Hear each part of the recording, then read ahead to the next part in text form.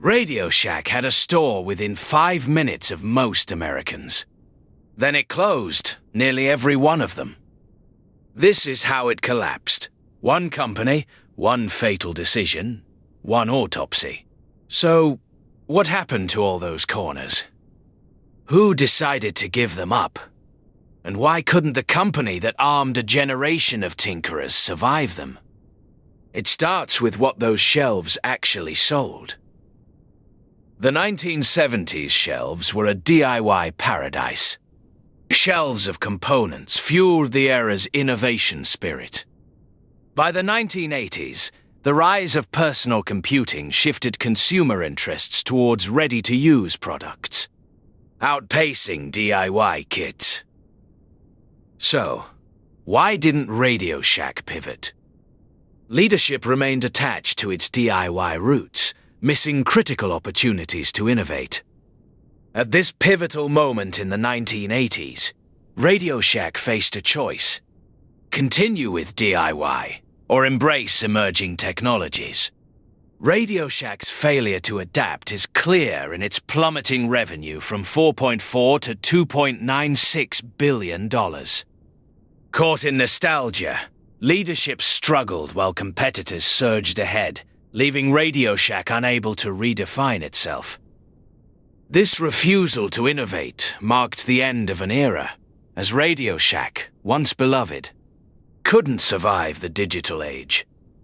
How did debt become RadioShack's ticking time bomb? By the mid-2000s, liabilities reached $1, $3 billion, straining cash flow.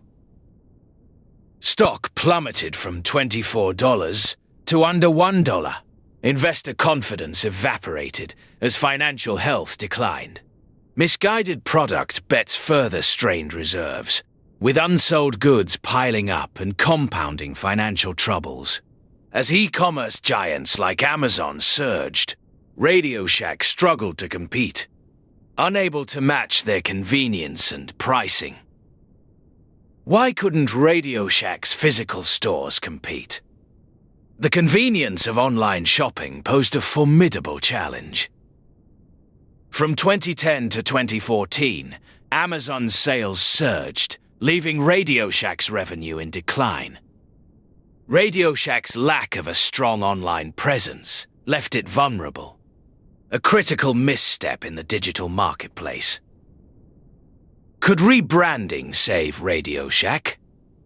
In 2015, an acquisition aimed to rebrand, but its tarnished image failed to attract new tech-savvy consumers.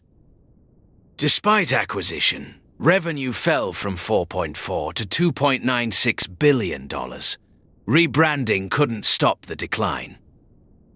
However, rebranding clashed with market reality. Consumers desired sleek gadgets, not the DIY components of the past. What did the 2015 bankruptcy mean for RadioShack? It led to closing 1,100 stores, a stark sign of decline and cultural unraveling. Despite store closures, revenue fell further.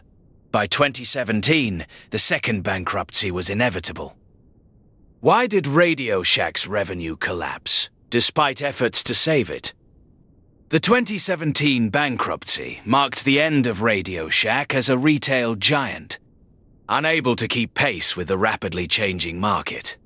RadioShack filed for bankruptcy twice, first in 2015 and again in 2017.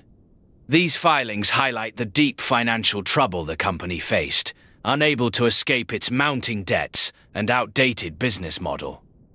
At its height, RadioShack operated over 7,000 stores worldwide. This vast network was a testament to its once dominant presence in the electronics retail market, serving customers from small towns to bustling cities. In 2014, RadioShack announced plans to close up to 1,100 stores, signaling its struggle to maintain profitability in a rapidly changing retail landscape.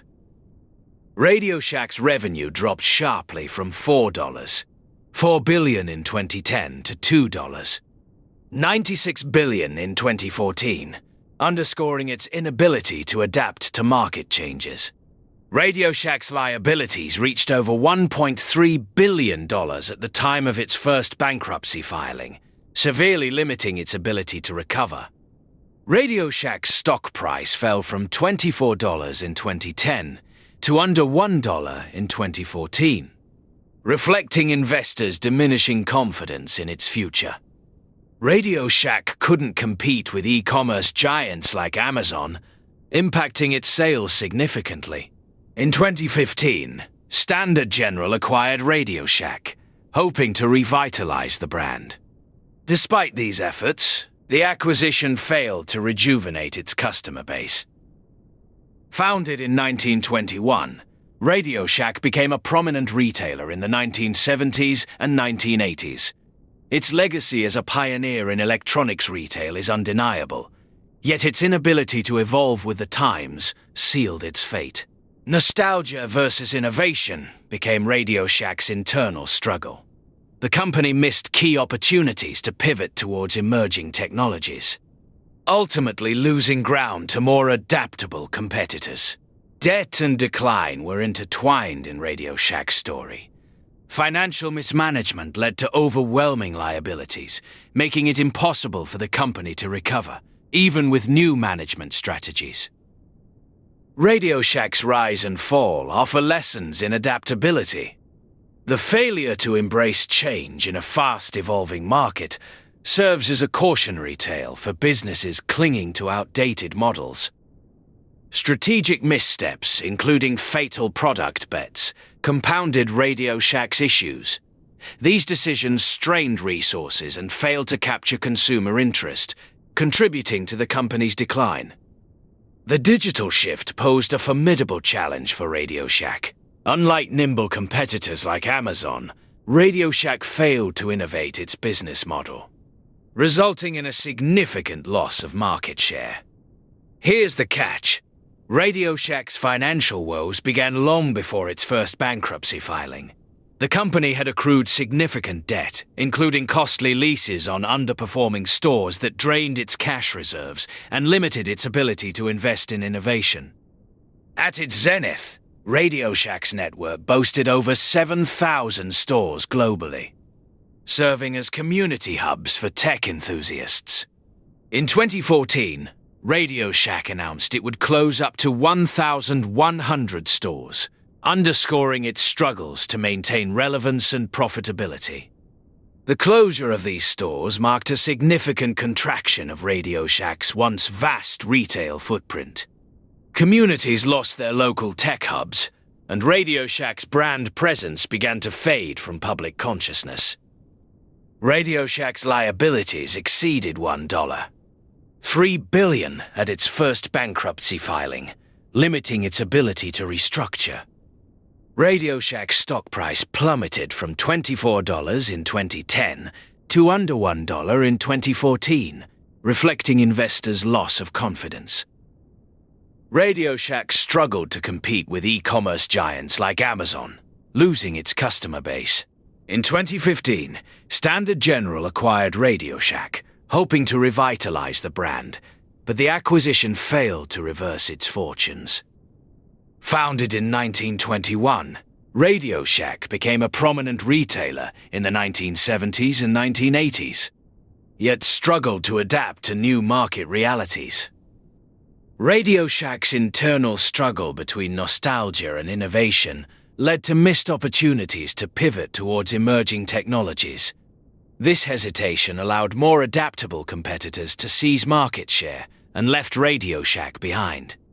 RadioShack's downfall serves as a lesson in adaptability, showing that even iconic brands must embrace change to survive. Quick note, this is for education only and is not financial advice. Always do your own research before investing. Every empire leaves a lesson in the wreckage. Subscribe for the next autopsy. Up next, how Blockbuster lost everything.